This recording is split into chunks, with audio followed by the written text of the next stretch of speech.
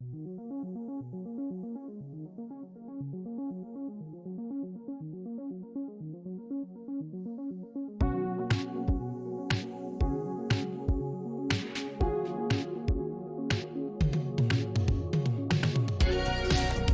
à tous et à tous et bienvenue dans un nouvel épisode Let's Go Digital du MBA MCI.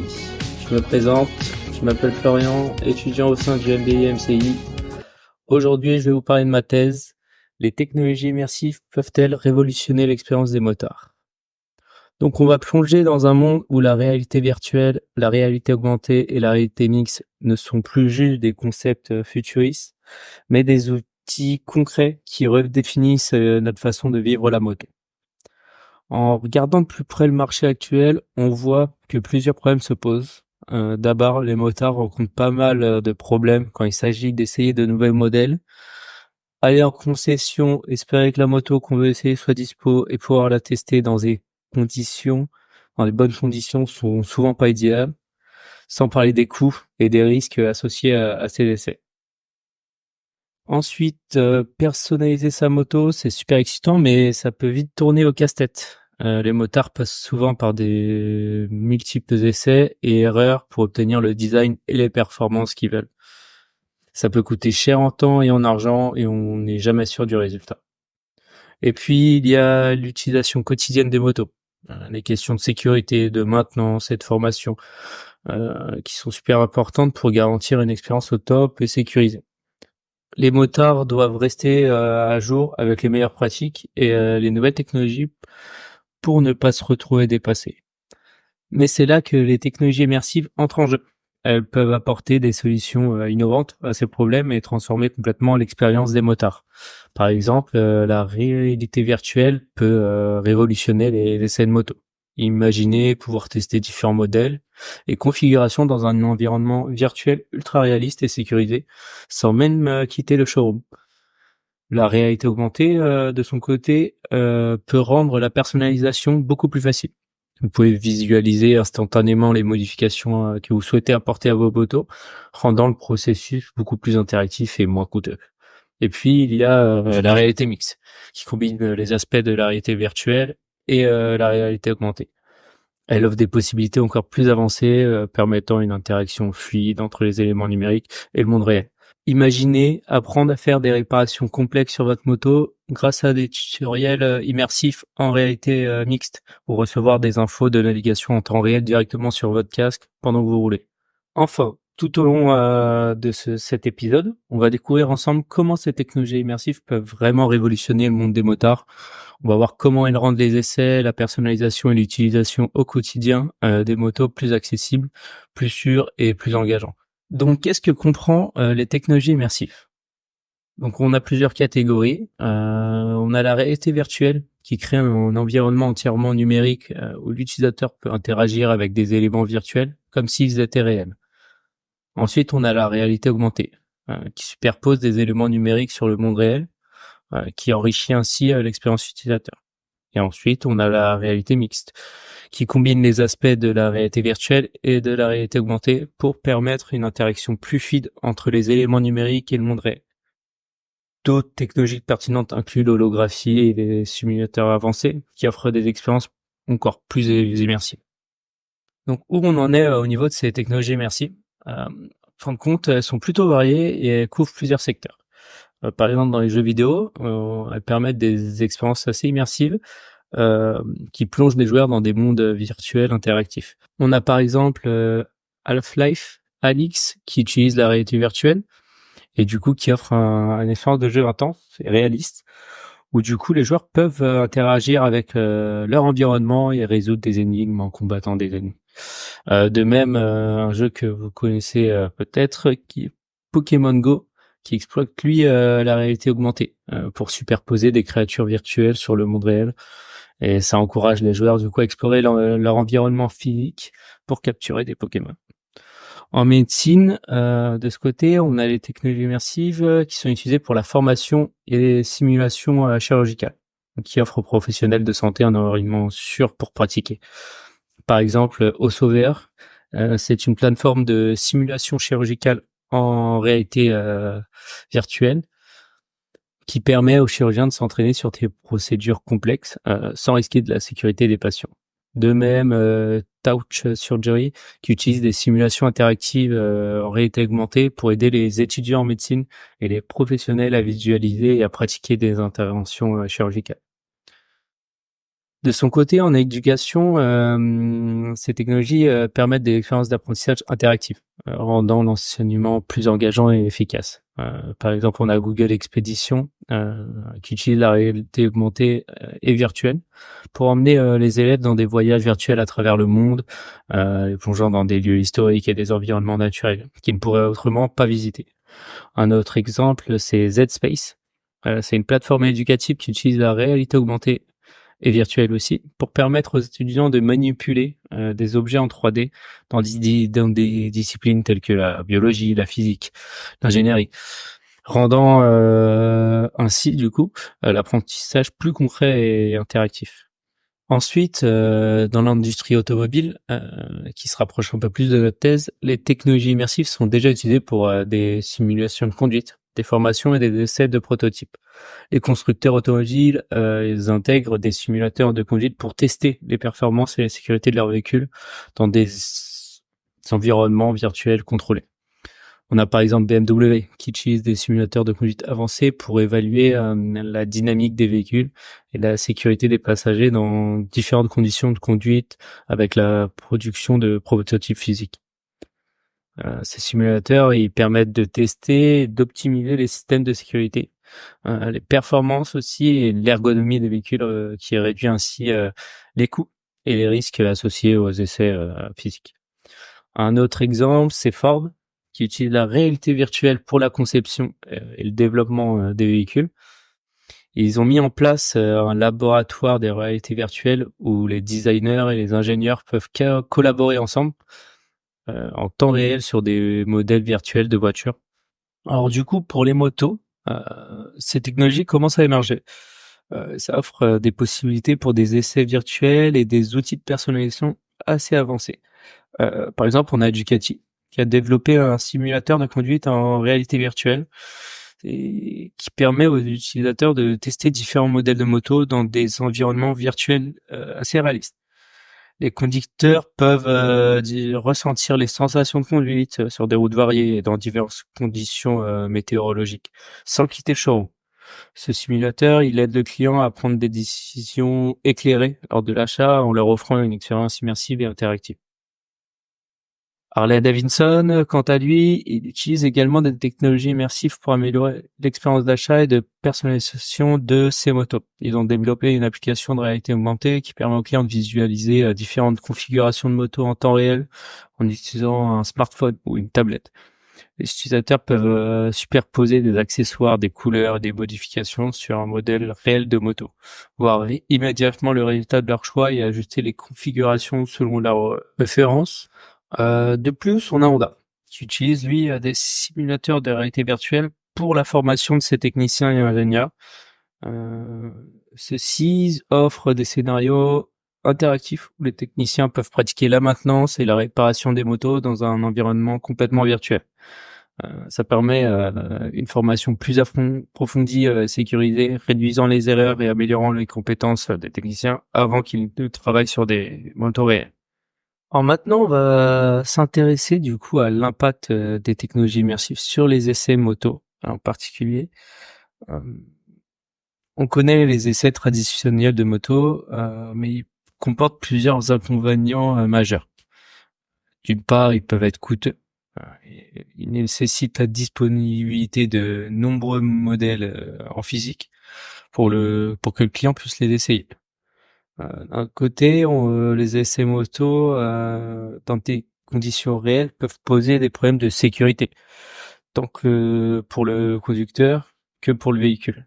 Voilà. Par exemple, tester une moto sportive sur une route publique comporte des risques considérables en raison des limitations de vitesse des autres véhicules. En revanche, les essais virtuels offrent une alternative assez attrayante en utilisant des simulateurs de moto en réalité virtuelle. Les motards peuvent tester différents modèles et configurations dans des environnements plus sûrs et contrôlés. Ces simulateurs, ils peuvent reproduire des sensations de conduite réalistes sur différents terrains et dans différentes conditions météorologiques. Par exemple, un simulateur peut permettre de tester la maniabilité d'une moto sur une route de montagne sinueuse par temps de pluie, sans les dangers réels associés. Cependant, il est important de noter quand même que malgré les avancées technologiques qu'on a aujourd'hui, la sensation de conduite réelle n'est pas encore entièrement reproduite dans un environnement virtuel.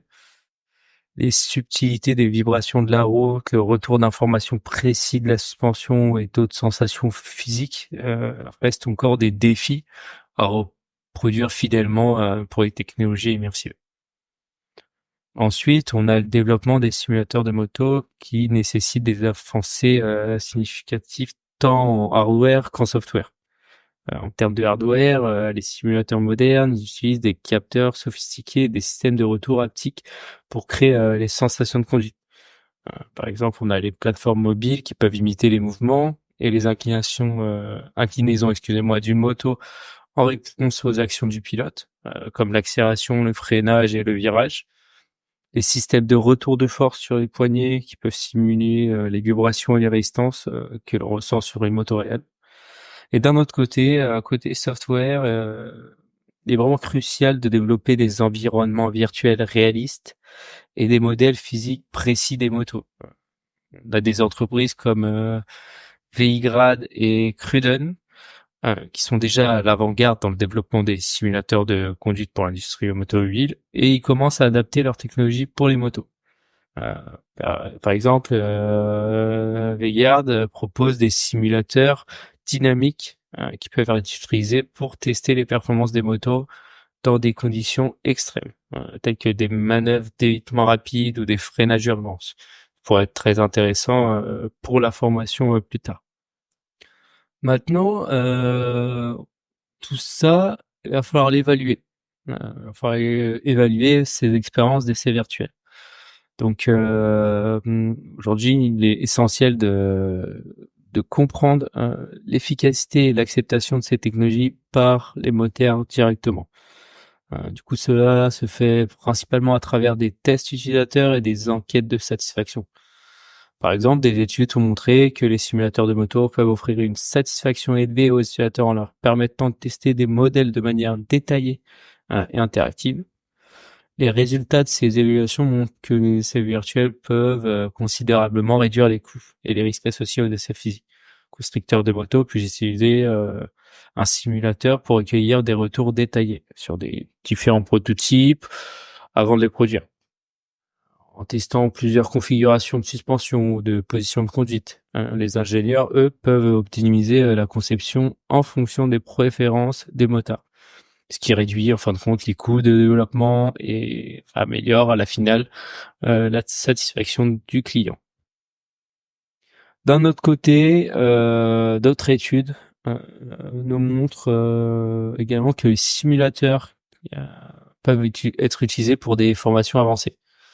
Aujourd'hui, on a Harley Davidson qui utilise ces simulateurs en réalité virtuelle pour former ses techniciens à la maintenance et à la réparation des motos. Ces simulateurs, ils offrent des scénarios interactifs où les techniciens peuvent pratiquer des interventions complexes sans risquer d'endommager des motos réelles.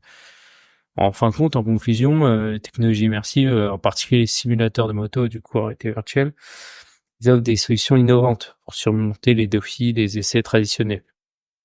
Maintenant, on va plus se porter sur la personnalisation des motos grâce à ces technologies. Euh, la personnalisation traditionnelle des motos, c'est un processus qui est assez long et coûteux. Les motards, ils doivent souvent visiter plusieurs concessions, tester physiquement différentes configurations et options et attendre que les modifications soient réalisées. Ça inclut du coup des essais de diverses combinaisons de couleurs, accessoires, pièces de performance et haute personnalisation. Chaque modification physique nécessite du temps, de la main-d'œuvre et des matériaux, ce qui augmente les coûts finaux. D'un autre côté, les technologies immersives, telles que la réalité virtuelle ou bien la réalité augmentée, offrent une alternative assez efficace, économique à ce problème. Par exemple, un configurateur en réalité virtuelle permet à un utilisateur de choisir et de visualiser différentes options de personnalisation dans un environnement virtuel interactif. Les utilisateurs, ou bien motards plutôt, peuvent voir instantanément comment chaque modification affecte l'apparence et la performance de la moto sans avoir à effectuer des modifications physiques. Cela permet non seulement de réduire le coût et le temps nécessaire pour la personnalisation, mais aussi du coup d'explorer une plus grande variété de configurations possibles et permettre aux concessionnaires de mieux vendre leurs produits. Maintenant, je vais vous parler de plus d'exemples concrets d'utilisation de ces outils. Euh, Aujourd'hui, on a Ducati AR Configurator, qui est une application développée par Ducati en réalité augmentée, et elle permet aux utilisateurs de personnaliser leur moto en temps réel. On peut utiliser un smartphone ou une tablette. Les clients peuvent directement visualiser différentes configurations de moto en superposant les éléments numériques sur le modèle réel. Changer les couleurs, ajouter des accessoires et voir immédiatement les résultats de leur choix. Harley Davidson, lui, utilise des simulateurs, BMW Motorrad Configurator, par exemple, qui eux ont aussi adopté la réalité augmentée pour améliorer l'expérience de personnalisation de ces motos. Leur application, elle permet aux utilisateurs de visualiser leur moto et la personnaliser directement dans leur propre garage ou sur la route en utilisant la caméra de leur téléphone, en superposant du coup des images en réalité augmentée assez réalistes. Tous ces outils, en règle générale, du coup, vont améliorer l'expérience d'achat et augmenter à la finale la satisfaction des clients en rendant le processus de personnalisation plus engageant et interactif. Les clients peuvent expérimenter avec un large éventail d'options et prendre des décisions plus éclairées sans avoir à se déplacer physiquement ou à attendre que les modifications soient effectuées.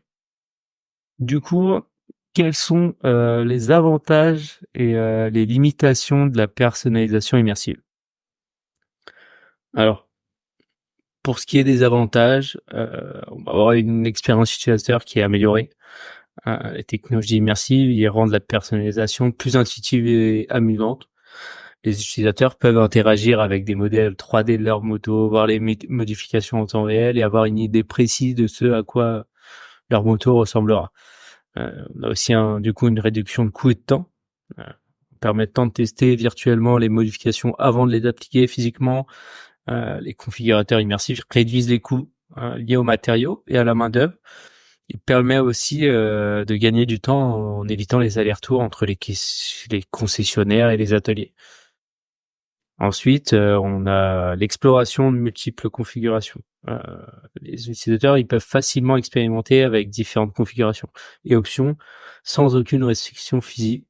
Cela ouvre la porte à une personnalisation plus créative et diversifiée et permet de faciliter le travail aux vendeurs des concessionnaires.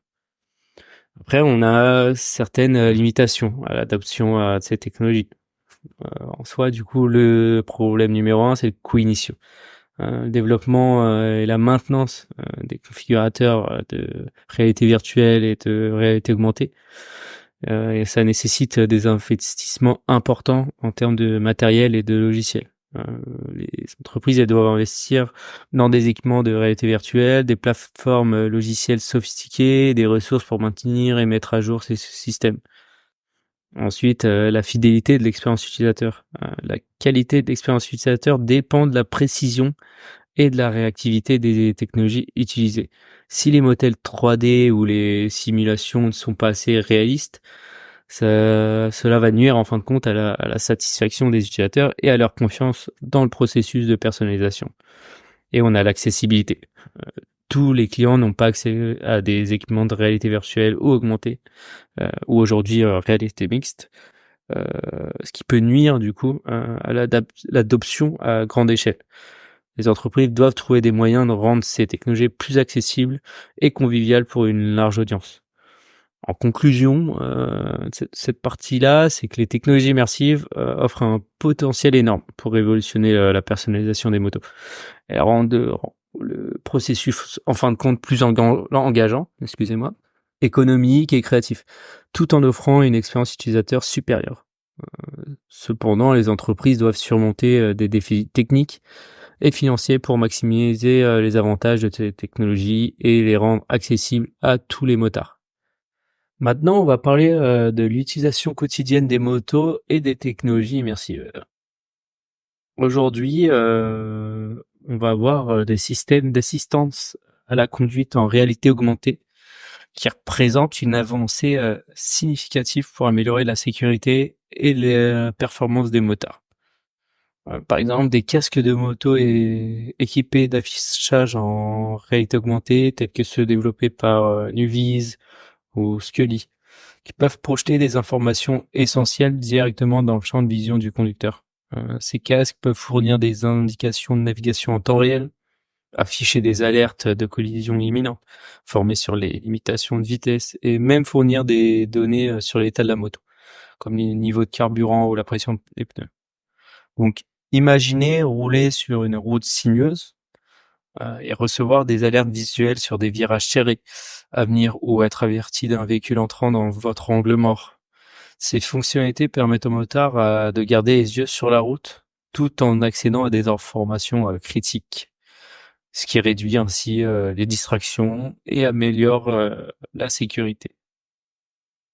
De plus, la réalité augmentée peut offrir des conseils en temps réel pour optimiser la performance de conduite, comme des suggestions pour changer de vitesse ou des indications sur les meilleures trajectoires dans les virages. Ensuite, on a la maintenance des motos qui peut devenir beaucoup plus intuitive et accessible grâce à des technologies immersives. On a des applications de réalité augmentée comme Jigspace ou des solutions développées par des entreprises comme Bosch qui peuvent guider les utilisateurs à travers des processus de maintenance complexes en superposant des instructions visuelles directement sur les composants réels de la moto.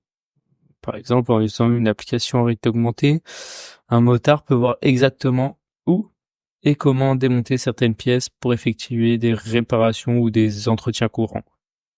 Des instructions pas à pas, des animations et des conseils en temps réel qui peuvent aider à éviter les erreurs et à accélérer le processus de maintenance, même pour ceux qui n'ont pas une expertise mécanique avancée. En termes de formation, la réalité virtuelle offre des environnements immersifs, où les conducteurs et les techniciens peuvent pratiquer leurs compétences. Par exemple, on a Honda qui utilise des simulateurs de réalité virtuelle pour former ses techniciens, ce qui leur permet de s'entraîner sur des scénarios de réparation complexes sans risquer d'endommager des motos réels, comme j'ai dû vous le dire avant. De même, les conducteurs peuvent bénéficier de simulateurs de réalité virtuelle pour pratiquer la conduite dans des conditions difficiles comme la pluie, la neige ou des situations d'urgence sans aucun danger réel, comme je vous en ai parlé aussi avant. Mais du coup, ces formations immersives permettent d'améliorer les compétences et la confiance des conducteurs et des techniciens de manière sécurisée et contrôlée. Ensuite, on va voir tout le côté la communauté et des réseaux sociaux avec les technologies immersives. Donc, ceux-ci peuvent également du coup jouer un rôle clé dans la création et le renforcement des communautés des motards.